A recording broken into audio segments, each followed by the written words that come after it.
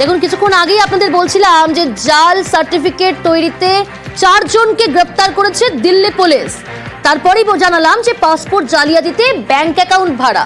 আর এরই মাঝে আরো এক গুরুত্বপূর্ণ খবর দিই, আরো একজনকে গ্রেপ্তার করলো এবার বারাসাত থানার পুলিশ। নাম দিবাকর বিশ্বাস।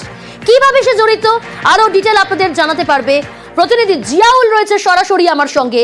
জিয়াউল, এই দিবাকর বিশ্বাস কিভাবে এই জালিয়াতি চক্রের সঙ্গে জড়িত?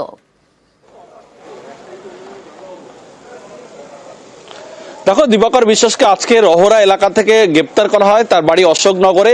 মূলত এই যে কিছুদিন আগেই আমরা সমরেশ বিশ্বাস পাসপোর্ট জালিয়াতির মূল মাথা যাকে বলা হচ্ছে, তদন্তকারীরা তাকে গ্রেপ্তার করেছেন। তাকে জিজ্ঞাসাবাদের পরে মুক্তার আলমকে গ্রেপ্তার করেছেন। মুক্তার আলমকে জিজ্ঞাসাবাদের পরেই নাম উঠে আসে সমীর বিশ্বাস।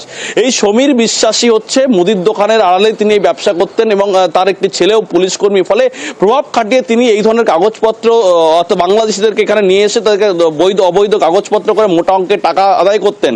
এবং তাকে জিজ্ঞাসাবাদের পরে আরো দুজনকে, চন্দন এবং কৌশিককে গতকাল বারাসাত থানা পুলিশ গ্রেপ্তার করে এবং এদেরকে জিজ্ঞাসাবাদের পরে এই দিবাকর বিশ্বাসের নাম উঠে আসে। মূলত এরা বাংলাদেশ থেকে বা বিভিন্ন ভুয়ো আধার কার্ড, ভোটার কার্ড এবং পাসপোর্ট তৈরি করে সেখান থেকে মোটা অঙ্কের টাকা আদায় করতেন, এমনটাই কিন্তু তদন্তকারীরা জানাচ্ছেন।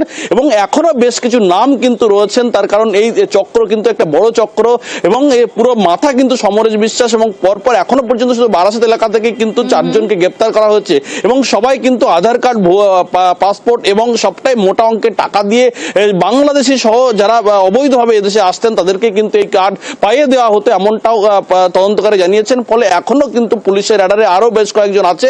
ইতিমধ্যে দিবাকর বিশ্বাসকে আজকে বারাসাত আদালতে তোলা হবে, কিন্তু দিবাকর দীর্ঘদিন ধরে এই কাজের সঙ্গে যুক্ত এবং সার্ভার একটা নিজের একটা অফিসও খুলেছিলেন। সেখান থেকেই বাংলাদেশের এসে অবৈধভাবে এসে মোটা অঙ্কের টাকা দিয়ে এই ধরনের ডুপ্লিসিটি কাগজ তৈরি করতেন এবং সবটাই দিবাকর বিশ্বাস দীর্ঘদিন ধরে করে আসছিলেন, এমনটা কিন্তু তদন্তকারীরা জানিয়েছেন। বেশ।